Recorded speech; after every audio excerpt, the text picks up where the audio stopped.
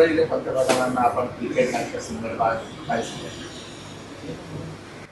बघा, ते हिंदुस्थानचे महान राष्ट्रभक्त आणि हिंदुत्ववादी पंतप्रधान,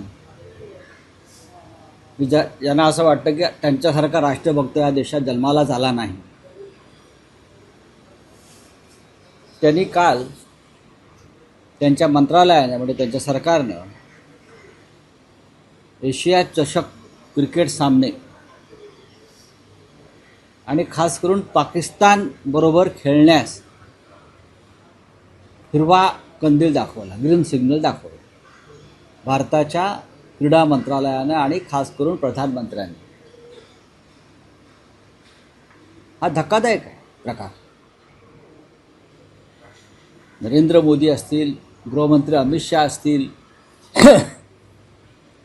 संरक्षण मंत्री राजनाथ सिंग असतील, यांच्या राष्ट्रभक्तीचा आणि हिंदुत्वाचा मुखवटा ओरबडून काढणारा कालचा निर्णय त्यांनी घेतला की पाकिस्तानबरोबर क्रिकेट खेळू शकता. मी प्रधानमंत्र्यांना प्रश्न विचारला, पाकिस्तानबरोबर क्रिकेट खेळण्याची जी काय आपल्याला खुमखुमी आहे किंवा खाज आहे, त्यासाठी आपण पेहलगावमध्ये जे शहीद झाले त्यांच्या कुटुंबियांना विचारलंत का? त्यांच्या भावना समजून घेतल्यात का? आणि असं आपली कोणती मजबुरी आहे की तुम्ही पाकिस्तानबरोबर क्रिकेट खेळणार आहात? एका बाजूला तुम्ही असं म्हणताय की पाणी आणि रक्त एकत्र वाहणार नाही. पाकिस्तानला जे पाणी आपण देतो सिंधू नदीचं, ते आम्ही अडवू. पाणी आणि रक्त एकत्र वाहणार नाही असं आपण म्हणताय. मग क्रिकेट आणि रक्त एकत्र कसं जाईल? याचं उत्तर त्यांना द्यावं लागेल. हा निर्लज्जपणा आहे. हे जर दुसरं कोणाचं सरकार असतं आणि हा निर्णय घेतला असता तर नरेंद्र मोदी, अमित शहा वगैरे वगैरे लोकांनी संपूर्ण देशभरामध्ये एक आंदोलन उभं केलं असतं. पण प्रधानमंत्र्यांनी अगदी शांतपणे पाकिस्तानबरोबर क्रिकेट खेळण्यास परवानगी दिली. ऑपरेशन सिंदूर अद्याप संपलेलं नाही असं कोण म्हणत आहे? असं नरेंद्र मोदी आणि आमचे संरक्षण मंत्री म्हणत आहेत. ऑपरेशन सिंदूर हे चालू आहे, सुरू आहे, संपलेलं नाही. मग ऑपरेशन सिंदूर संपलेलं नसताना ज्या देशाविरुद्ध तुम्ही युद्ध पुकारलेलं आहे त्या देशाबरोबर क्रिकेट खेळायचे, या देशातले लोक तिथे जाणार मॅच बघायला. अमित शहांचे सुपुत्र, गुजरातचे सुपुत्र कोणते, जय शहा, हे दुबईत भारत पाक क्रिकेट सामन्याला बसणार ITमध्ये असं बरं का. आणि भारतातल्या जनतेनं पाकिस्तानविरुद्ध नारे द्यायचे, सैनिकांनी हौतात्म्य पत्करायचं, जनतेनं प्राण गमवायचे काश्मीरमध्ये, आणि हे पाकिस्तानबरोबर क्रिकेटचं ट्रेड करणार. हा अत्यंत धक्कादायक आणि बेशरमपणाचा प्रकार आहे. आम्ही त्याचा निषेध केलेला आहे. शिवसेना पक्षप्रमुख उद्धव ठाकरे आणि संपूर्ण शिवसेना, तुम्ही पाहिलं असेल काल आदित्य ठाकरेजींनी सुद्धा या विषयात त्यांचं स्पष्ट आणि परखड मत मांडलेलं आहे. प्रश्न विचारले आहे. हा देशाला पडलेला प्रश्न आहे. ऑपरेशन सिंदूर सुरू असताना पेहलगावमध्ये सांडलेल्या भारतीयांच्या रक्ताचे डाग सुकले नसताना, जी कुटुंबीय पोरकी झाली त्यांचे अश्रू थांबले नसताना, पाकिस्तानबरोबर क्रिकेटला प्रधानमंत्र्यांनी परवानगी देणं यासारखा सरकारचा बेशरमपणा नाही. आम्ही हा निषेध आणि धिक्कार करतो. राऊत साहेब, कालपासून तुम्ही हा विषय लावून धरला आहे. एशिया कपमध्ये 13 सप्टेंबरला जो, कारण आमचं मन जळतं आहे. आम्ही आक्रोश पाहिला आहे. आम्ही ढोंगी नाही आहोत. आमचं हिंदुत्व आणि आमचं राष्ट्रीयत्व पक्का आहे. भारतीय जनता पक्षासारखं ढोंगी नाही. महाराष्ट्रात जर असा एखादा सामना झाला असता किंवा देशातसुद्धा, तर तो सामना उधळून लावण्यासाठी शिवसेनेनं कसोशीनं प्रयत्न केले असते. महाराष्ट्रात तर शक्यच नव्हतं. दिल्लीत जरी झाला असता, इतरत्र झाला असता, जेवढी आमची ताकद देशामध्ये आहे ती ताकद लावून हा सामना उधळून नरेंद्र मोदींना आम्ही चपराक लगावली असते.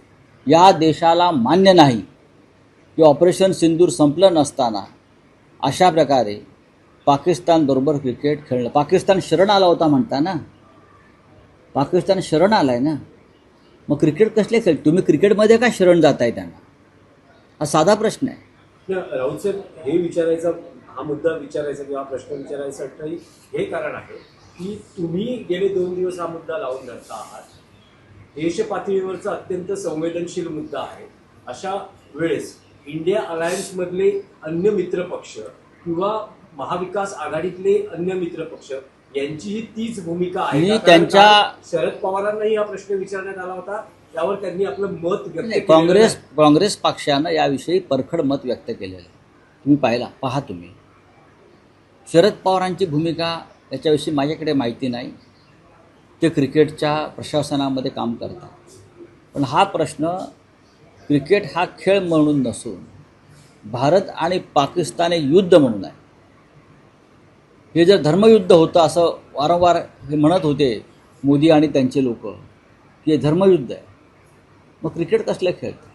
पाणी बंद केलं, त्यांच्याबरोबर व्यापार बंद केला, त्यांचा व्हिसा बंद केला, म्हणजे मेडिकल व्हिसाही बंद केला आहे सरकार. हे माहिती असेल तर सांगतो तुम्हाला. पाकिस्तानमधून इथे जे पेशंट यायचे उपचाराला त्यांचा मेडिकल व्हिसासुद्धा बंद केलेला आहे. इकडल्या पाकिस्तानी नागरिकांना वेचून आपण परत पाठवलेलं आहे. करेक्ट? मग आता क्रिकेट कशा करता खेळताय तुम्ही त्यांच्याबरोबर? का? कुठला पैसा तुम्हाला? हा कोणाचा व्यापार आहे क्रिकेटमध्ये? कोण याच्यामध्ये आहे? पाकिस्तान आणि भारताचं क्रिकेट हा एक सगळ्यात मोठा सट्टेबाजीचा उद्योग असतो आणि सगळ्यात जास्त सट्टेबाजी गुजरातमधून होते आणि राजस्थानमधून होते. मुंबईनंतर काय म्हणतो मी, ऑनलाईन गॅम्बलिंग भारत पाक क्रिकेटवर सगळ्यात जास्त गुजरातमधून होतं आणि इतर काही भाग असतील. त्यांच्यासाठी खुली सूट दिली आहे का?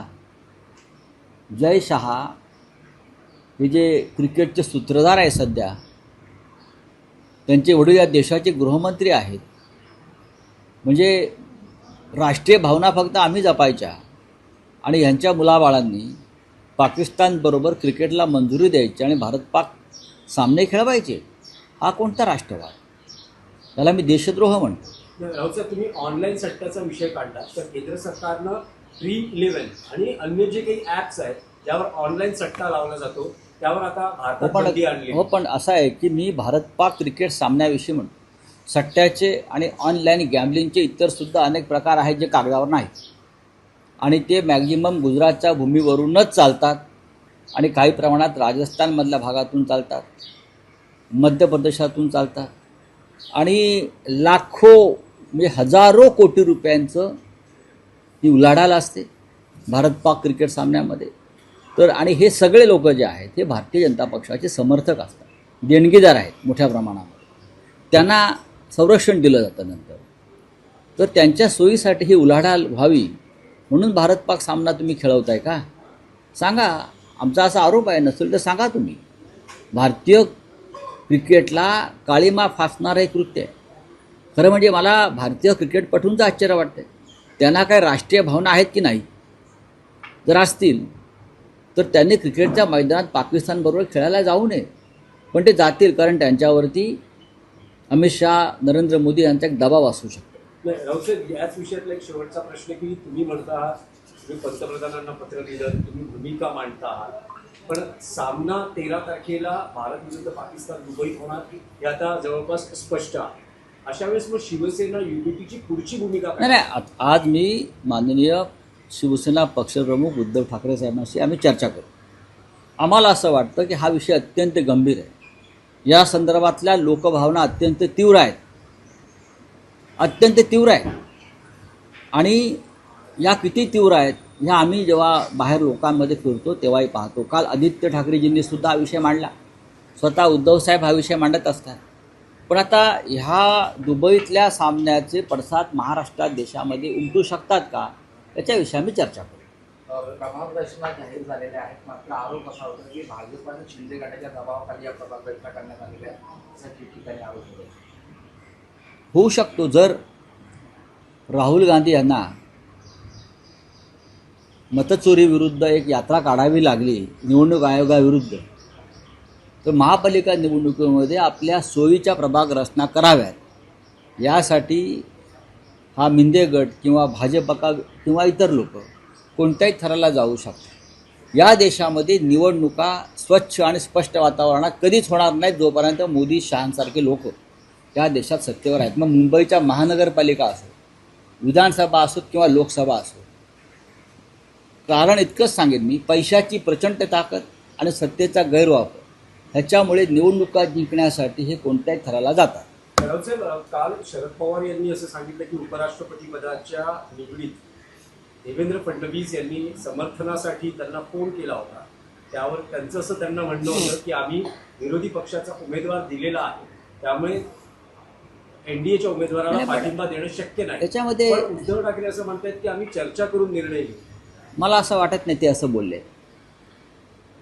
आम्ही सगळ्यांनी मिळून आमचे उमेदवार सुदर्शन रेड्डी यांचा अर्ज भरला. माननीय उद्धव साहेबांनी त्यांना शुभेच्छा दिल्या आणि आम्ही त्या प्रक्रियेत सहभागी आहोत निवडणुकीच्या. उद्धव साहेबांनी चर्चा केली, ती पक्षात चर्चा केली, आमच्या सगळ्यांशी चर्चा केली. त्यांनी आम्हाला देवेंद्र फडणवीस यांचा दूरध्वनी आला होता ही माहिती दिली. चला, धन्यवाद. आज अमित ठाकरे यांनी आशिष शेलार राजकारण तापले नाश्ता नाही, ठीक आहे, सोडून द्या. साहेब, एक त्यांनी पवार साहेबांनी एक काल पत्रकार परिषदेत सांगितलं की कशा पद्धतीनं हेमंत सोरेन यांना राजभवनात राज्यपाल CP राधाकृष्णन होते. पण हे मी सुद्धा सांगितलेलं आहे ना आधी. हे आम्ही दिल्लीत बोललो. सगळ्यात आधी मी सांगितलं की राजभवनामध्ये राजीनामा द्यायला गेले मुख्यमंत्री पदाचा नैतिकतेच्या मुद्द्यावर, आणि जे उपराष्ट्रपती पदाचे उमेदवार आहेत त्यांच्यासमोर त्यांना ईडीने अटक केली. त्यांच्यासमोर हे अत्यंत अमानुष कृत्य होतं. आणि हे उपराष्ट्रपती पदाचे उमेदवार राज्यपाल म्हणून खुर्चीवर बसले होते समोर आणि ते हसत होते.